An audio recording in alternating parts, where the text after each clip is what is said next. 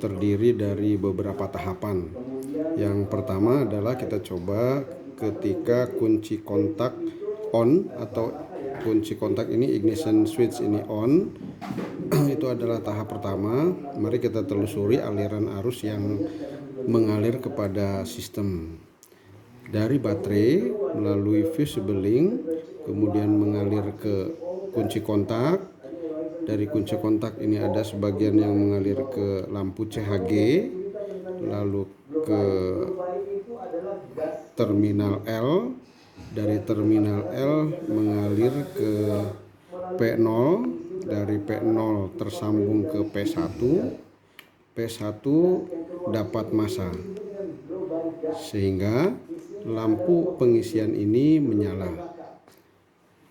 Bersamaan dengan itu, aliran arus juga ada yang mengalir ke sikring mesin, kemudian ke IG, lalu dari IG diteruskan ke P1, dari P1 tersambung ke P0, P0 mengalirkan arus ke terminal F regulator, terminal F regulator ke F alternator, F alternator ke brush, slip ring, kemudian ke rotor coil keluar ke slip ring lagi, ke brush, ke terminal E, lalu ke massa. Sebagai akibatnya di rotor coil akan terjadi kemagnetan. Nah, kalau kita perhatikan ini ada sebuah resistor di regulator. Sebetulnya resistor dengan kontak poin PL0 dan PL1, maaf yang tengah ini adalah PL0, yang sini PL1. Nah, aliran arus di sini bisa mengalir melalui R atau bisa mengalir melalui PL1 ke PL0. Cuma karena di sini sifat dari aliran arus adalah mencari yang termudah, maka dia akan memilih mengalir melalui PL1 dan PL0. Jadi dia tidak lewat R. Nah, itulah langkah ketika pertama kunci kontak on. Nah, sekarang berikutnya kita lihat cara kerja ketika alternator ini sudah mulai berputar. Jadi ketika mesin berputar pada kecepatan lambat, ya, maka mesin yang berputar akan memutarkan rotor coil. Rotor coil maksudnya adalah rotor yang di dalamnya ada rotor coil. Putaran rotor itu akan menyebabkan terjadinya induksi elektromagnetik di kumparan stator. Sebagaimana kita tahu bahwa ketika ada medan magnet yang terpotong oleh penghantar, maka pada penghantar itu akan timbul gaya gerak listrik. Gaya gerak listrik yang dihasilkan oleh alternator, kalau kita perhatikan di sini ada 3 kumparan. 3 kumparan ini disusun secara bintang. Nah, kemudian keluar dari masing-masing kumparan ini arus 3 fasa. Nah, dari 3 fasa ini disearahkan oleh rangkaian yang dinama rectifier, atau ini adalah terdiri dari dioda, kemudian keluar di terminal B. Nah, kalau kita perhatikan ketika di sini terbangkit tegangan, maka kita perhatikan dulu yang netral. Titik netral ini juga akan keluar tegangan ke N dari alternator, kemudian mengalir ke N dari regulator, lalu berlanjut ke coil daripada voltage relay. Coil daripada voltage relay, ujung satunya dapat massa sehingga coilnya aktif. Karena coilnya aktif ada kemagnetan, maka dia akan menarik terminal PL0 ke PL2. Sementara ini kan dia tergabung ya, PL1 dan PL0. Nah, PL0-nya akan berpindah, tersambung dengan PL2. Dari PL0 yang tersambung PL2, mari kita lihat terminal B-nya. Terminal B dari alternator menghasilkan arus listrik yang sudah disearahkan oleh dioda tadi atau rectifier. Alirannya berlanjut ke terminal B dari regulator, kemudian mengalir pula ke PL 1 ya, PL2, PL2 nanti karena adanya kemagnetan dari sini akan menarik kontak poin PL0 ini ke PL2. Sebagai akibatnya, maka aliran arus akan diteruskan ke PL0 dengan PL2 tadi karena tersambung. Kemudian dia mengalir ke voltage regulator, coil voltage regulator. Coil voltage regulator ujungnya dapat massa, maka coilnya akan aktif. Aktifnya coil ini juga akan menyebabkan PL0 mengambang. PL0 mengambang karena tadi ingat kecepatannya masih kecepatan rendah ya. PL0 mengambang. Nah, karena PL0 mengambang berarti aliran arus yang mengalir ke rotor coil dari baterai ini itu akan mengalir melalui sebuah resistor ini. Mengalirnya dengan melalui sebuah resistor, maka kemagnetan di rotor coil akan diatur, artinya diperkecil atau di kemagnetannya menjadi tidak penuh seperti tadi, gitu ya, seperti di awal. Nah, mari kita lihat ketika dari B tadi ada aliran arus yang ke voltage relay, juga ada aliran arus yang mengalir masuk sampai ke baterai untuk mengisi muatan baterai atau muatan listrik yang hilang. Jadi di cas ya, ada arus mengalir ke sini. Itu pada saat kecepatan rendah. Nah, sekarang kita lihat pada saat kecepatan sedang. Nah, ketika kecepatan sedang sebetulnya hampir sama dengan tadi karena aliran arus yang di sini karena ini tertarik ngambang, maka alirannya dia lewat sini tadi lewat R ya. Karena lewat R di sini diatur kemagnetannya menjadi berkurang. Jadi dari rendah ke sedang itu sebetulnya hampir sama karena dia aliran arusnya lewat R ini ya yang ke rotor coil.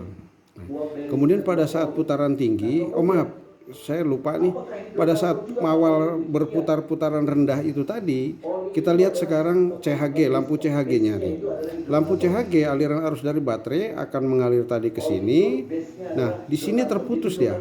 Karena PL0-nya berpindah ke P0-nya pindah ke P2.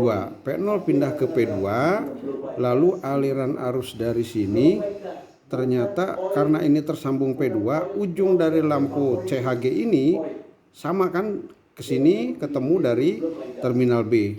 Nah, di terminal B positif. Nilai tegangannya kalau dicek diukur sama dengan tegangan baterai.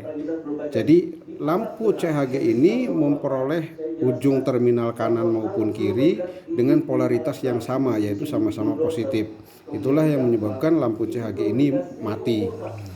Nah, kemudian ketika putaran mesin bertambah pada putaran tinggi, pada titik B akan timbul tegangan yang juga lebih tinggi dari yang tadi pada putaran sedang. Titik B yang putarannya tinggi lalu di tegangannya juga menaik tinggi, maka pada titik B juga akan mengalir ke P2 dengan P0 tadi tersambung di sini tetap, kemudian mengalir juga ke voltage regulator coil. Voltage regulator coil ini akan meningkat juga karena kemagnetannya meningkat. PL0 yang tadi mengambang akan tertarik ke PL2. Karena tertarik ke PL2, maka kalau kita cek aliran arusnya dari dari baterai mengalir ke sini ke IG, lalu sekarang tegangannya dia akan mengalir lewat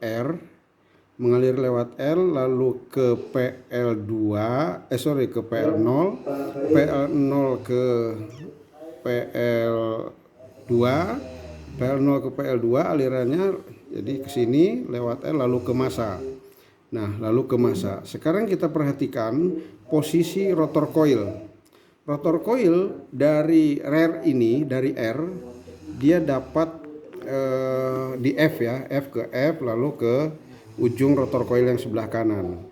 Yang dari E-nya, ternyata dari E-nya kalau kita perhatikan karena PL0 bergabung dengan PL2, ini kan diteruskan ke massa nih. Dengan sendirinya kalau kita perhatikan ke sini, ujung rotor coil di sebelah kanan maupun di bawah yang kiri ini dia mendapat tegangan masing-masing adalah tegangan negatif. Atau dengan kata lain, dua-duanya disambung ke massa. Karena dua-duanya disambung ke massa, maka kemagnetan di sini akan hilang. Kemagnetan di rotor coil yang hilang, walaupun stator coil, walaupun dia berputar pada stator coil ini, maka di stator coil ini tidak bisa dihasilkan arus, tidak bisa dihasilkan arus ya, atau gaya gerak listrik. Nah, dengan tidak dihasilkan arus, maka tahapannya pasti di N juga akan tidak ada, hilang tegangannya, di B juga akan hilang. Karena di N hilang tegangannya, berarti di coil voltage relay ini, di voltage relay ya juga akan kehilangan kemagnetan. Karena kehilangan kemagnetan, proses awal kembali terjadi, sehingga P0 akan kembali ke P1. Dengan kembalinya P0 ke P1, secara otomatis juga di rotor coil ya akan hilang juga kemagnetannya, dalam arti kembali ke semula. Tapi CHG akan tetap mati. Nah, kejadian ini akan terus berulang ketika nanti begitu ini sudah putus, sebentar kemudian ini kembali lagi mendapat jalur yang awal tadi. Nah, karena jalur awal lewat sini, maka ada kemagnetan lagi ke sini, ya, sehingga rotor coil ada kemagnetan kecil. Nah, proses dari tahap awal ketika ini kembali ke P1, P0 ke P1, maka ini kejadiannya akan singkat, sehingga hanya mengatur kemagnetan di rotor coilnya. Jadi pengaturan kemagnetanlah sebetulnya yang menyebabkan tegangan di B itu akan diatur. Seperti kita ketahui, tegangan di B itu dari kecepatan sedang ke kecepatan tinggi itu kisarannya adalah 13,8 sampai 14,8. Nah, untuk lebih jelasnya silahkan dilihat gambar yang lebih jelas lagi dari ini, yaitu pada tahapan-tahapan yang saya sampaikan tadi. Saya kira itu. Terima kasih atas semua perhatiannya.